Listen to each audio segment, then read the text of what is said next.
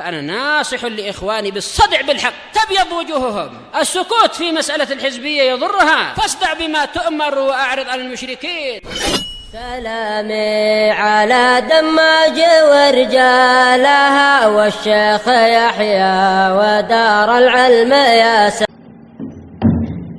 بسم الله الرحمن الرحيم. إن الحمد لله نحمده ونستعينه ونستغفره ونعوذ بالله من شرور أنفسنا ومن سيئات أعمالنا.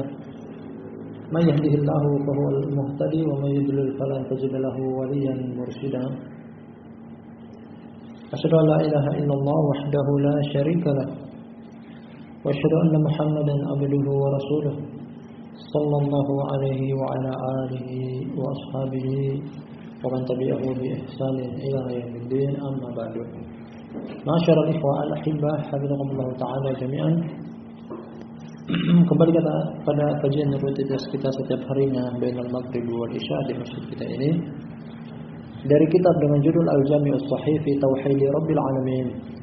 Kumpulan yang sahih berdasarkan landasan hukum pada materi pengesaan Rabb semesta alam, yaitu materi tauhid. Sebuah tulisan ilmiah milik Syekh Abu Amr Abdul Karim bin Ahmad bin Husain Al-Hajuri Al-Umari Al-Yamani hafizahullah ta'ala. 2 malam terakhir alhamdulillah telah kita selesaikan judul bab Fadlu la ilaha illallah, keutamaan la ilaha illallah. Setelah hadis pertama tadi kita baca, kemudian disusul pada hari kedua hadis yang panjang pula, kisah tentang Abu Dar Al-Ghifari dengan saudaranya Unais. Dan pertemuan kita malam hari ini kita akan ambil judul bab yang berikutnya. Kita baca kata sampai semoga Allah menjaga beliau, bab Fadlu tahqiqit tauhid. Bab keutamaan merealisasikan tauhid,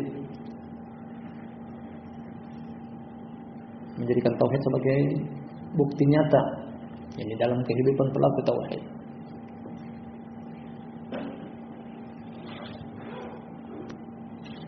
Dan judul bab ini ikhwan fillah rahimani wa rahimakumullah sebagai lanjutan penyempurna dari bab-bab yang sebelumnya.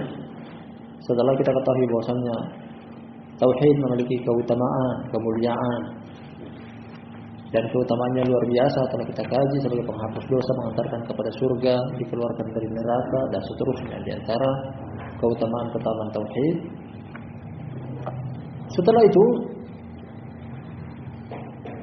ketika kita termotivasi untuk mengamalkan tauhid, sang penulis datangkan sebagai motorik penggerak bahwasanya orang yang merealisasikan tauhid tentunya memiliki keutamaan. Datangkan dengan judul bab ini. Artinya ini juga sebagai lanjutan dari bab yang sebelumnya. Seorang pelaku tauhid hendaknya menjadikan tauhid pada dirinya sebagai bukti nyata dalam kehidupan dia keseharian, direalisasikan. Dan kita akan dapati dari judul bab ini tentang makna, maksud tentang merealisasikan tauhid. Ikhwani fillah rahimani wa rahimakumullah. Datang dari ucapan Syekh Ibnu Utsaimin rahimahullah taala tentang makna tahqiqut tauhid. Nah, merealisasikan tauhid artinya adalah memurnikannya, membersihkannya dari jerat-jerat kesyirikan. Maksud daripada merealisasikan tauhid, tahqiqut tauhid adalah takhlisuhu wa tasfiyatuh, memurnikan, membersihkan, mensucikan tauhid dari hal-hal yang bisa meruntuhkan, membatalkan, menggagalkan atau mengurangi tauhid. Termasuk di dalamnya adalah kesyirikan, bisa menggugurkan, membatalkan tauhid. Termasuk di dalamnya adalah kebid'ahan yang bisa mengurangi kesempurnaan nilai tauhid. Termasuk di dalamnya juga adalah kemaksiatan. Nah, bisa mengurangi kesempurnaan nilai tauhid. Itu maksud daripada merealisasikan tauhid. Memurnikannya, membersihkannya dari hal-hal yang bisa menggugurkan, membatalkan atau mengurangi nilai tauhid. Dan sang penulis atau nama maksud kami tadi kita sebutkan Syekh Ibnu Utsaimin rahimahullah taala memberikan kita Tata cara untuk bisa menjaga kemurnian dan kebersihan tauhid. Jadi cara untuk merealisasikan tauhid bisa ditempuh dengan 3 cara di bawah ini. Yang pertama adalah mempelajari tauhid. Mempelajari tauhid. Karena tak mungkin atau mustahil orang bisa merealisasikan tauhid dalam keadaan dia jahil dengan tauhid. Makanya untuk bisa terrealisasi tauhid pada diri seseorang dipelajari. Dalam Al-Qur'anul Karim kata Allah Subhanahu wa taala dalam surat Muhammad, "Fa'lam annahu la ilaha illallah." Ketahuilah bahwasanya tidak ada sesembahan yang berhak disembah kecuali Allah. Jadi la ilaha illallah yang merupakan kalimat tauhid butuh untuk diketahui, dipelajari. Itu cara yang pertama untuk bisa merealisasikan tauhid dipelajari. Sampai paham, sampai tahu, sampai detail. Nah, tentang tauhid. Yang kedua adalah setelah mempelajari, yang kedua adalah al-i'tiqad, meyakini. Karena sekedar mengetahui saja, mengetahui bahwasanya la ilaha illallah artinya adalah la ma'budu bihaqqin illallah, namun tidak meyakini di dalam hati, tidak ada bedanya dengan para pengingkar tauhid. Iblis alaihi la'natullah, dia tahu tauhid. Maka para ulama mengatakan bahwasanya Iblis alaihi la'natullah dia juga mentauhidkan Allah dari sisi tauhid rububiyah. Tauhid rububiyah. Nah, kata Allah Subhanahu wa taala menerangkan tentang ucapan Iblis alaihi la'natullah meminta izin kepada Allah Subhanahu wa taala, "Rabbi anzirni ila yaumi yub'atsun." Wahai Rabbku, berikanlah aku waktu tangguh sampai hari kebangkitan.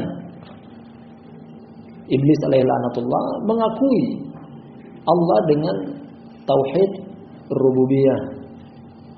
Nah, namun dia tidak meyakini Allah dengan tauhid uluhiyah. Di sini letak perbedaannya. Demikian juga orang musyrik, mereka mengetahui, sekedar mengetahui saja bahwasanya tidak boleh untuk menjadikan kepada Allah Subhanahu wa taala sembahan yang lainnya.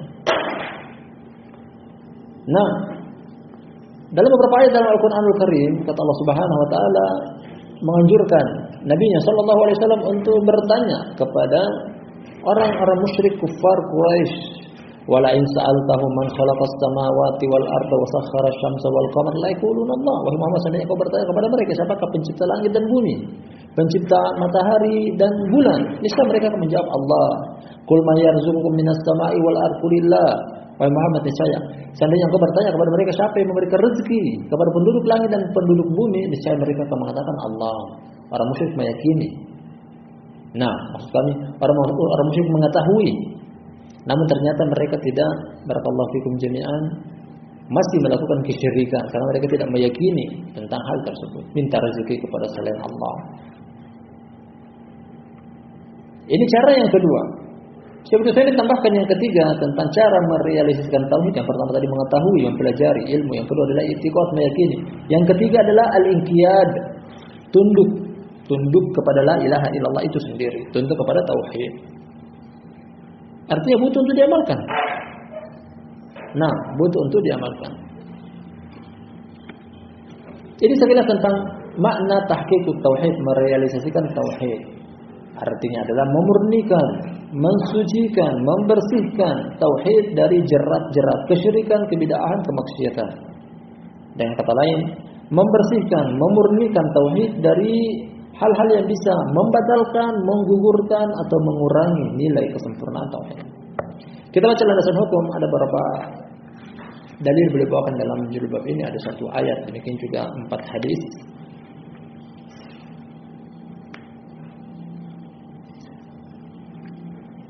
Dalil yang pertama berupa ayat, qala Allah Ta'ala, berkata Allah yang Maha Tinggi. Tsumma awrasna al-kitaba alladziina istafayna min 'ibadina faminhum dhalimun li nafsihi wa minhum muqtasidun wa minhum sabiqun bil khairati bi idznillah dzalika huwal fadlul kabir. Potongan ayat dari surat Fatir. Kata Allah yang Maha Tinggi, kemudian kami wariskan kitab, mewariskan kitab Al-Qur'an. Alladzina istafayna min ibadina, kepada orang-orang yang kami pilih dari hamba-hamba kami. Jadi ada 3 jenis orang di sini merupakan pilihan Allah. Pilihan Allah yang diberikan anugerah. Jadi mereka ini adalah orang-orang yang diberikan kitab kepada mereka. Mereka bahwasanya mereka adalah orang-orang pilihan. Namun mereka bertingkat-tingkat dalam berpegang teguh konsekuensi di atas kitab yang Allah wariskan kepada mereka tersebut. Faminhum dzalimun li nafsihi, di antara mereka ada yang menzalimi dirinya. Wa minhum muqtasidun, di antara mereka juga ada yang di tengah-tengah. Wa minhum sabiqun bil khairati biiznillah, di antara mereka juga ada yang berlomba-lomba melaksanakan amalan kebaikan namun dengan izin Allah.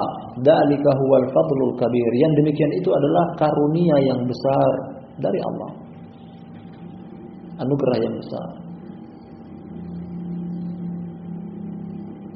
3 jenis orang yang kita ingatkan lagi bahwasanya ini adalah orang-orang pilihan. Mereka adalah orang-orang yang pelaku tauhid. Namun tidak seluruhnya dari kalangan pelaku tauhid berada pada satu derajat yang sama, bahkan mereka bertingkat-tingkat. Jadi yang pertama adalah pelaku tauhid namun mereka mencampurkan amalan kebaikan dengan amalan kejelekan. Khalatu amalan shalihan wa akhara sayyi'ah. Mereka menzalimi diri mereka. Nah, artinya mereka masih melakukan dosa, masih menyelisih syariat Allah. Bersamaan dengan mereka adalah pelaku tauhid. Telah terdahulu hadis-hadis yang menerangkan bahwasanya ada juga di antara para pelaku tauhid yang mungkin saja masuk ke dalam neraka. Dengan tauhid mereka akan masuk ke dalam surga, namun dengan dosa-dosa yang mereka punya akan dicelupkan dulu ke dalam neraka.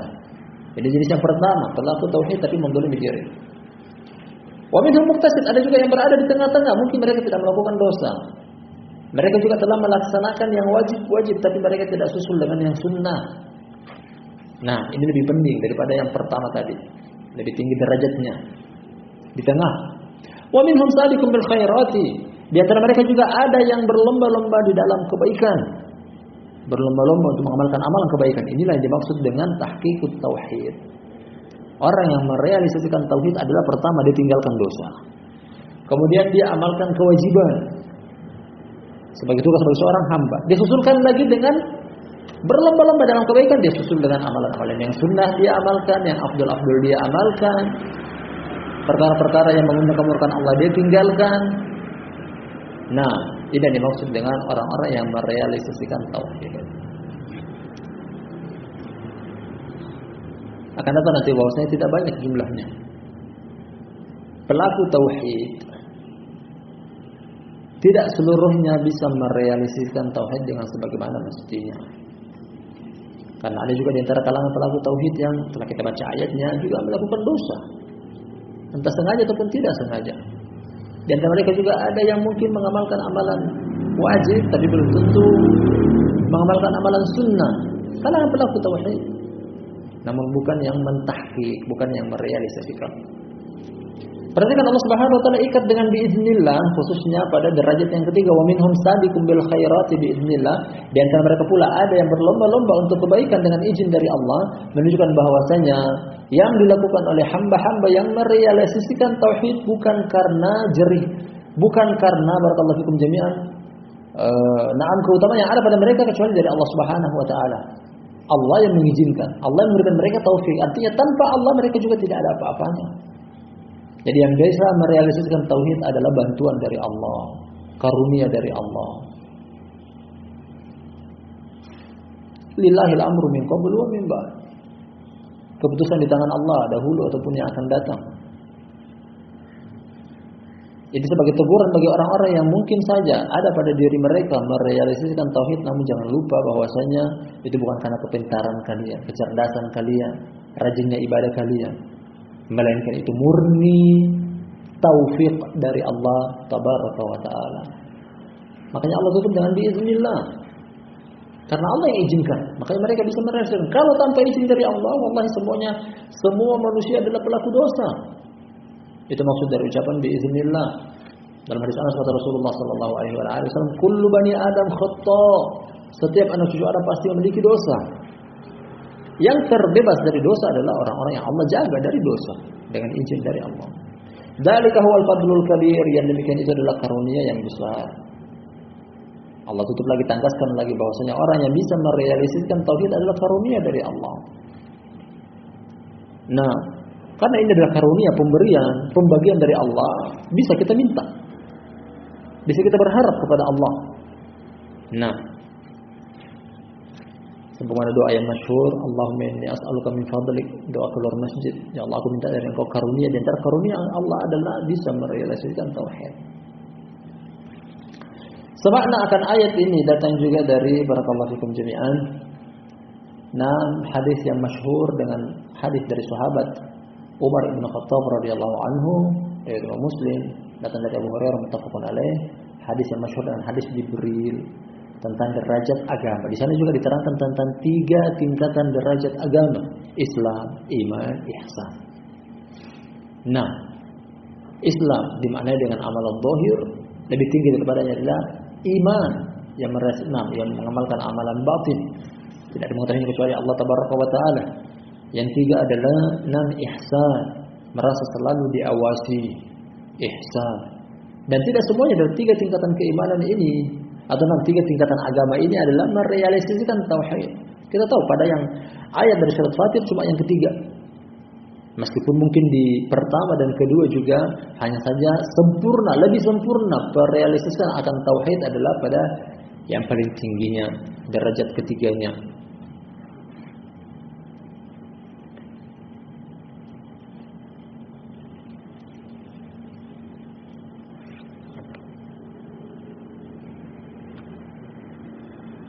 Kita baca landasan hukum yang berikutnya berupa hadis.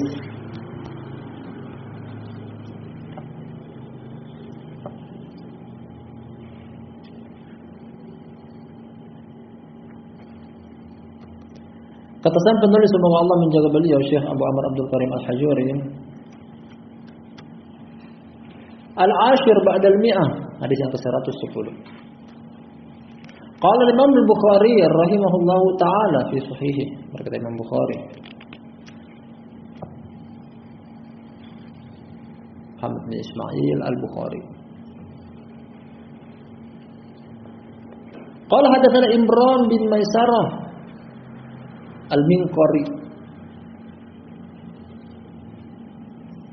Imran bin Maisarah Al-Minqari Al-Basri, Abul Hasan. Ibnu Hajar dalam takribnya mengatakan thiqah. Qala hadatsana Ibnu Fudail, namanya Muhammad bin Fudail. Ibnu Fudail Muhammad bin Fudail Abu Abdurrahman Ad-Dabbi.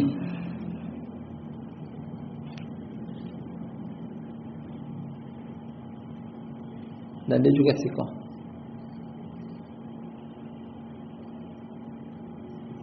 Namun rumya bitasayyu, artinya dia juga dituduh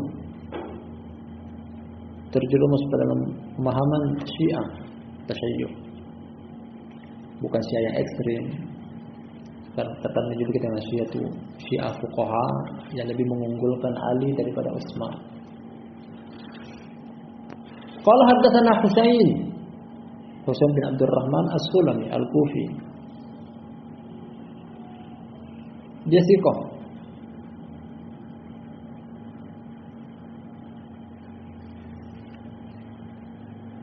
An Amir,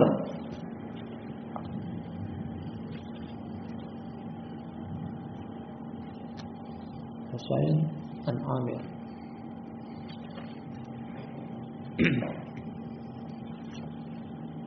An Imran bin Husain, Imran bin Husain sahabi radhiyallahu anhu.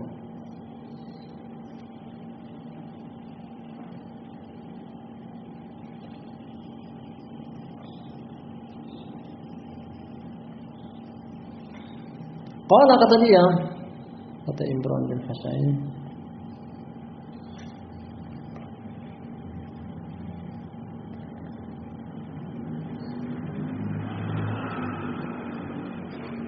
la ruqyata min ainin. Kata Imran bin Husain, la ruqyata illa min ainin aw humma. Ini hadis dari Amir, dari Imran bin Husain.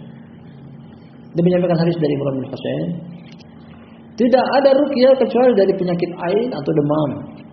Penyakit ain, penyakit yang disebabkan oleh pandangan mata yang berasal dari pemilik hati, isi hati yang buruk, Jadi penyakit ain adalah hak, sebagaimana kata Nabi Shallallahu Alaihi Wasallam.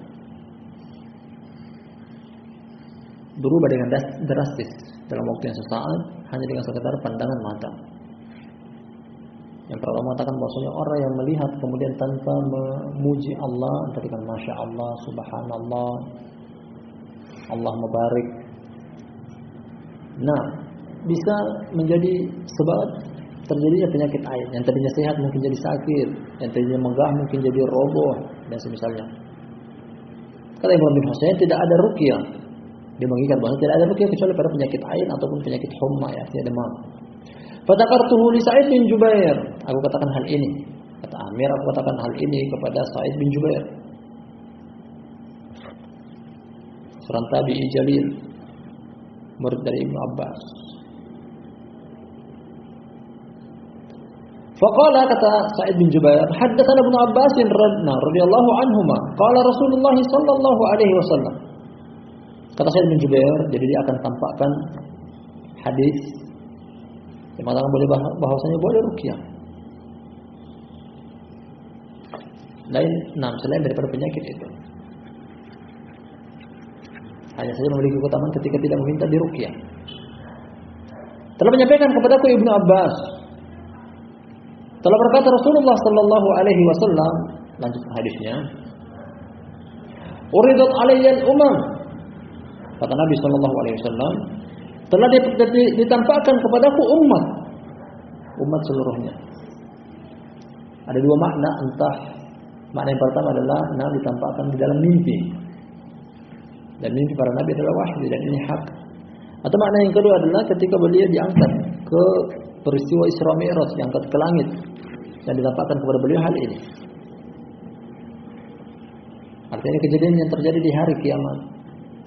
Ditampakkan kepadaku umat-umat. Faja'ala an-nabiyyu wan-nabiyyani yamurruna ma'ahumur rahat. Ada seorang nabi atau dua orang nabi berjalan bersama segelintir orang. Ar-rahat adalah jumlah kecil. Dikatakan antara 3 sampai 19. Artinya pengikutnya. Seorang nabi hanya memiliki pengikut kurang lebih demikian. Padahal dia nabi. Wan nabiyyu laysa ma'ahu ahad. Ada juga seorang nabi bahkan dia tidak memiliki pengikut sama sekali. Tidak ada seorang pun yang mengikuti dia. Apakah dakwah nabi tersebut gagal? Tidak, dia tetap adalah nabi. Yang tidak mengikuti dialah yang salah, dia yang keliru, dia yang gagal. Nabi tetaplah nabi. Memberikan pelajaran kepada kita di sini barakallahu fikum jami'an bahwasanya standarisasi kebenaran bukan dilihat dari jumlah pengikutnya. Nah, justru kebalikannya, kalau mau dilihat dari sisi banyaknya, malah lebih banyak yang salah. Wa in tuti aktsara man fil ardi yudilluka an sabilillah. Allah menegur nabinya sallallahu alaihi wasallam, seandainya engkau mengikuti kebanyakan orang, niscaya mereka akan menyesatkan engkau dari jalan Allah. Nah, ada seorang nabi yang tidak memiliki pengikut sama sekali. Hatta rufi'a li sawadun adhim. Qultu ma hadha? Ummati hadhihi. Sampai diangkat kepadaku dari kejauhan, terlihat ada rombongan yang besar. Sawad artinya adalah bayangan hitam, namun dengan jumlah yang banyak. Dari kejauhan, aku katakan, apa ini? Apakah ini umatku?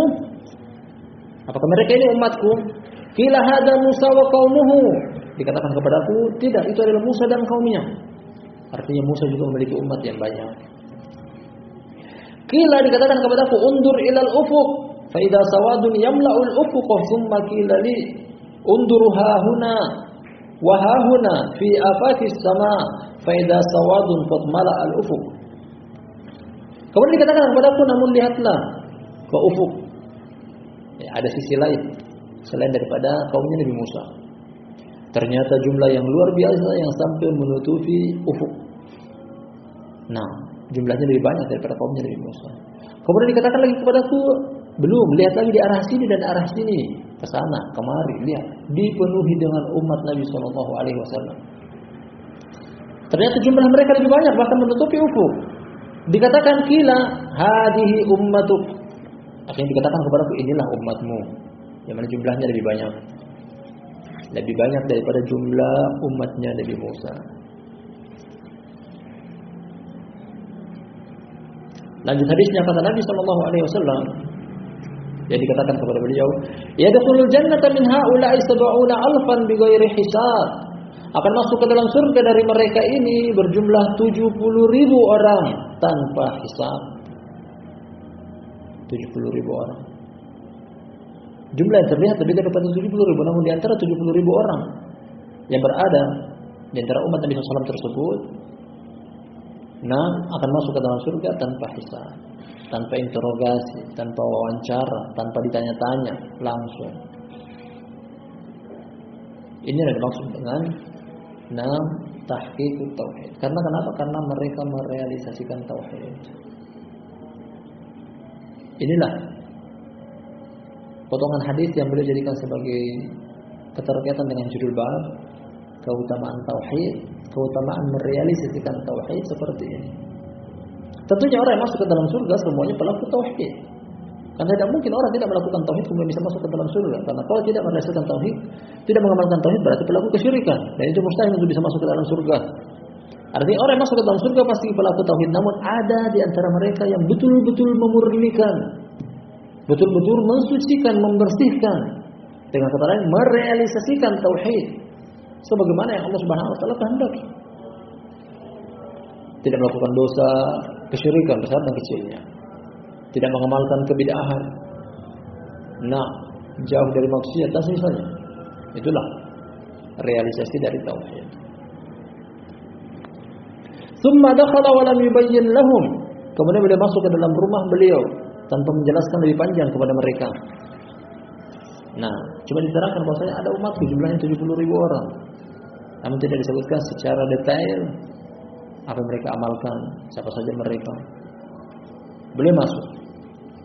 Fa'afadha al-qawmu wa qalu nahnu alladhina amanna billahi wattaba'na rasulahu fa nahnu hum aw auladuna alladhina wulidu fil Islam fa idza wulidna fil jahil fa inna wulidna fil jahiliyah.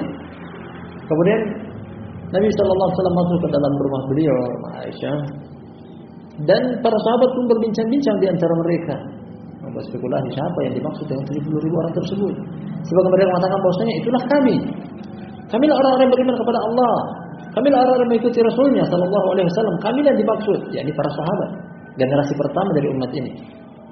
Sebagian mereka yang mengatakan bahwasanya atau mereka adalah anak-anak kami yang terlahir sudah dalam keadaan beragama Islam, tidak berjumpa dengan amalan masa jahiliyah, tidak pernah tersentuh dengan kesyirikan.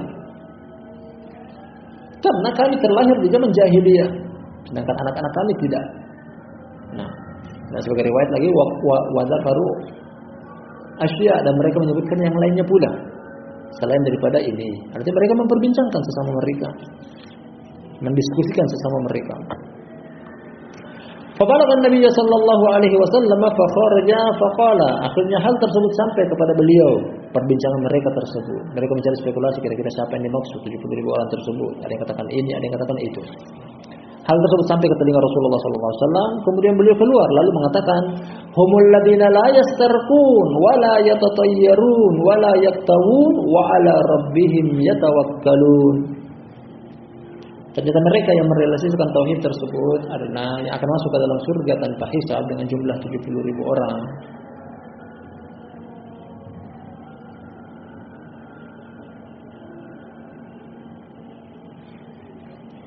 Mereka adalah orang-orang yang tidak meminta diruqyah. Yastarqun. Dari wazan istaf'ala, maknanya ittalaba, meminta diruqyah. Beda kalau orang diruqyah tanpa meminta. Keluar dari pembahasan hadis ini. Karena ketika orang tersebut sakit, kemudian dia meminta untuk diruqyah, kurang nilai ketawakkalan dia kepada Allah.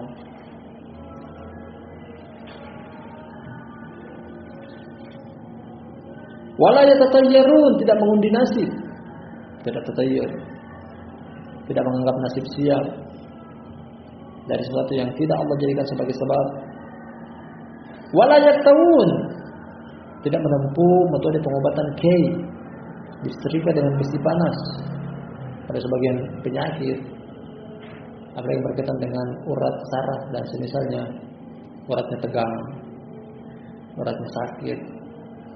Salah satu metode penyembuhannya adalah dengan cara disetrika, disumbat urat tersebut atau sekalian diputus dengan besi panas.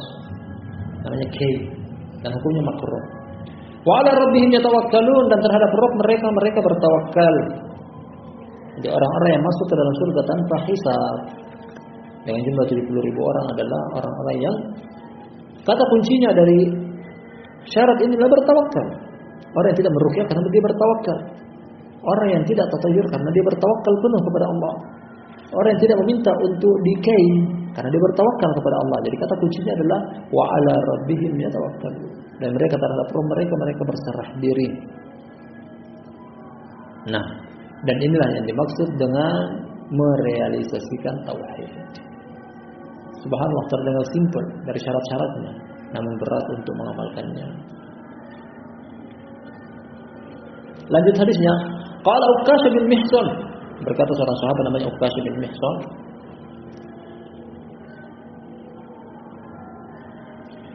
aminhum ana ya Rasulullah, kata Uqasyah bin Mihsan, apakah aku termasuk di antara mereka wahai Rasulullah? Apakah di antara mereka ada aku wahai Rasulullah? Dalam sebagian riwayat dari hadis yang sama, hadis Ibnu Abbas riwayat Imam Bukhari. Nah, dia bertanya atau meminta, maksud kami, dia meminta kepada Nabi sallallahu alaihi wasallam, "Ud'ullaha ayyaj'alani minhum." Berdoalah kepada Allah agar supaya menjadikan aku salah satu di antara mereka. Sini kata Nabi sallallahu alaihi wasallam menjawab, "Na'am." Iya, engkau termasuk bagian daripada mereka. Faqama akhar faqala aminhum ana, berdiri orang yang kedua selain Uqasyah bin Mihsan. Dia pun bertanya, apakah di antara mereka aku juga? Qala, kata Nabi sallallahu alaihi wasallam, sabaqaka biha Uqasyah. Uqasyah telah mendahului engkau. Ya, engkau tidak ada, tidak dapat. Uqasyah telah mendahului engkau.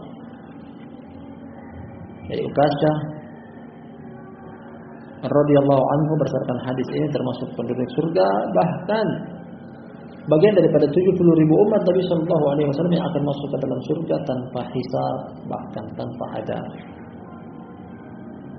Terdapat keutamaan Uqasyah bin Mihsan dalam hadis ini, serta terdapat keutamaan bersegera, berlomba-lomba di dalam kebaikan. Jangan memberikan peluang kepada orang lain, bahkan kepada orang-orang dekat kita itu, kalau untuk mencari surga. Kata Allah Subhanahu wa taala, "Wasari'u ila maghfiratin min rabbikum wa jannah." Bersegeralah untuk menuju kepada ampunan Allah dan surga. Wa fi dzalika falyatanafasil mutanafisun. Terang kata penulis juga adalah rawahu Muslim, hadisnya juga riwayat Imam Muslim, Bukhari dan Muslim meriwayatkan hadis ini, hadis Ibnu Abbas.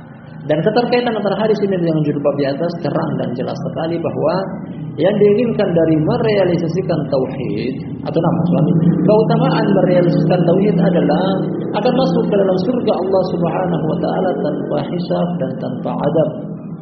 Nah, tanpa hisab dan tanpa adab. Kita akan baca hadis yang kedua.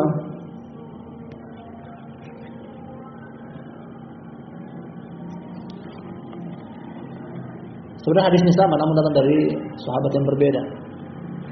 Kata sang penulis, semoga Allah menjaga beliau. Al-hadi asyar ba'dal mi'ah, hadis yang ke-111. Al-hadi asyar ba'dal mi'ah.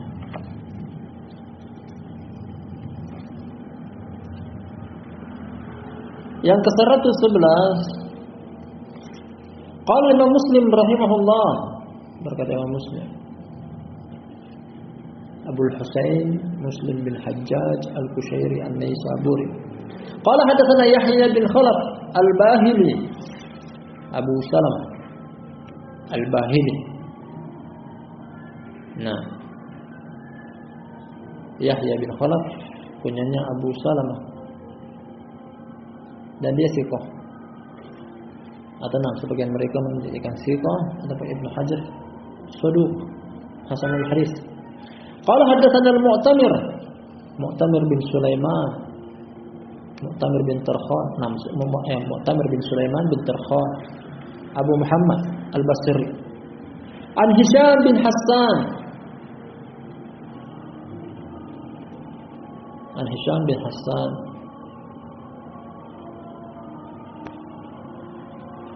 An Muhammad ibn Sirin, Muhammad bin Sirin, tabi'i jalil.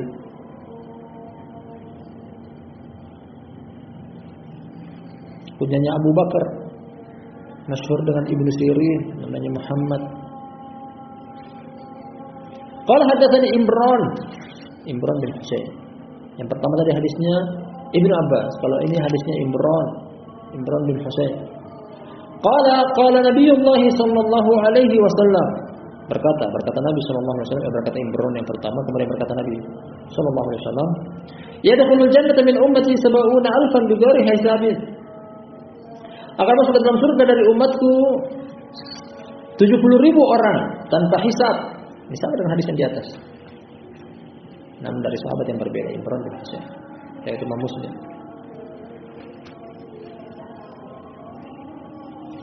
Penyebutan 70.000 tidak berselisih antara hadis Ibnu Abbas dan hadis Imran. Kalau para sahabat bertanya, "Wa man hum ya Rasulullah, wa ya Rasulullah, siapa mereka?" Qala humul ladzina la yaktawun wa la yastarqun wa ala rabbihim yatawakkalun. Tambahkan pada riwayat yang sebelumnya Ibnu Abbas, wa la yatayyarun. Mereka adalah orang-orang yang tidak mengkei, tidak meminta diruqyah, dan terhadap Rabb mereka berserah diri, bertawakal. Faqama Uqasyah, akhirnya Uqasyah bin Mihsan berdiri bangkit.